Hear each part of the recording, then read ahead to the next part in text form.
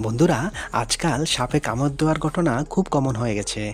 তাই এই কিছু ভুল কখনো করবেন না, তাহলে আপনি রোগীকে সুস্থ করে তুলতে পারবেন। মনে রাখবেন, যেই স্থানে সাপে দংশন করেছে ওই স্থানে কখনো মুখ দিয়ে চুষে রক্ত বের করার চেষ্টা করবেন না। আর ওই দংশিত স্থান কখনো ধারালো ছুরি বা ব্লেড দিয়ে কাটার চেষ্টা করবেন না। আর গ্রামে প্রচলিত কোনো ওঝা বা বৈদ্যের কাছে নিয়ে যাবেন না।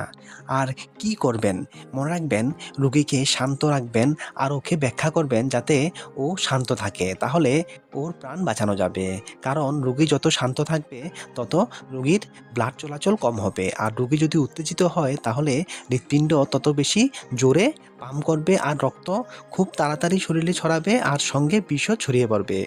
তাই রোগীকে শান্ত রাখবেন। আর মনে রাখবেন, ধ্বংসিত স্থানের উপরে একটি ফিতা বা দড়ি দিয়ে শক্ত করে বেঁধে ফেলুন। তারপর নিকটবর্তী কোনো স্বাস্থ্যকেন্দ্রে নিয়ে যান আর অ্যান্টিভেনম ইঞ্জেকশন প্রয়োগ করুন।